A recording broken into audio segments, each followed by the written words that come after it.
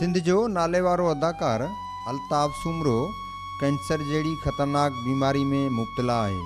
अल्ताफ़ सूमरो खे कुछ वक़्त अॻु ॾाठ में सूर जी तकलीफ़ थी हुई, जंहिंजो इलाज कराइण लाइ हू इस्पताल वियो त खेसि टेस्टनि दौरान ख़बर पई त हुनखे वात में कैंसर जो मर्ज़ आहे।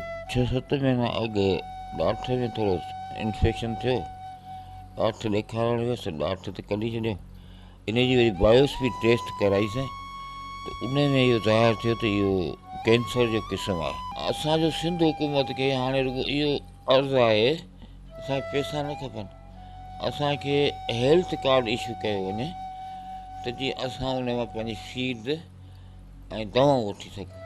छो जो मूं कॾहिं बि ज़िंदगीअ में सकाफ़त खाते खां न वज़ीफ़ो वरितो आहे ऐं न ई कॾहिं मूं का हेल्प या को फंड वरितो। 400 खां मथे ड्रामनि में मुख़्तलिफ़ किरदारनि ज़रिए अदाकारी जा जोहर ॾेखारींदड़ नाले वारे अदाकार अल्ताफ़ सूमरो जे इलाज मुतलिक़ मंज़ूर दानिश ऐं संदसि पुटु चयो त सिंध जो सकाफ़त खातो इलाज लाइ साण मदद करे।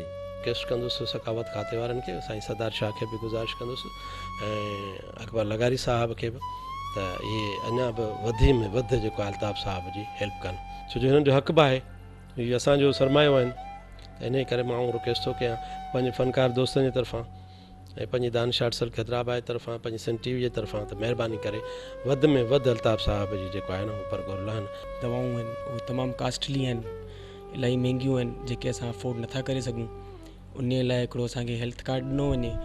नंढे हूंदे खां जवानी जे जोभनि ताईं मुख़्तलिफ़ स्टेज ऐं टीवी ड्रामा करे मदाहनि जूं ख़ुशियूं ॿीणियूं कंदड़ सिंध जो ही नाले वारो अदाकार मूज़ी मर्ज़ में मुब्तला हुजण सबबि अॼुकल्ह पाण हिकु किरदारु बणिजी वियो आहे।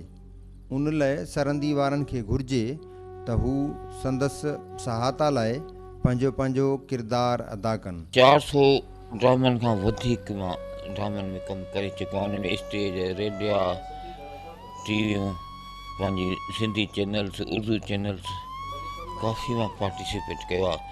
फ़क़ीर खां वठी बादशाह ताईं किरदार अदा कया आहिनि। कैंसर जे मूज़ी मर्ज़ में मुब्तला टीवी अदाकार अल्ताफ़ सूमरे सिंध सरकार ऐं सिंध जे कल्चर खाते खां मुतालबो कयो आहे त खेनि हेल्थ कार्ड जारी कयो वञे जीअं हू पंहिंजो इलाजु आसानी सां कराए सघे। कैमरामैन शाहिदनि सां गॾु इम्तियाज़ खोसो, सिंध टीवी न्यूज़, हैदराबाद।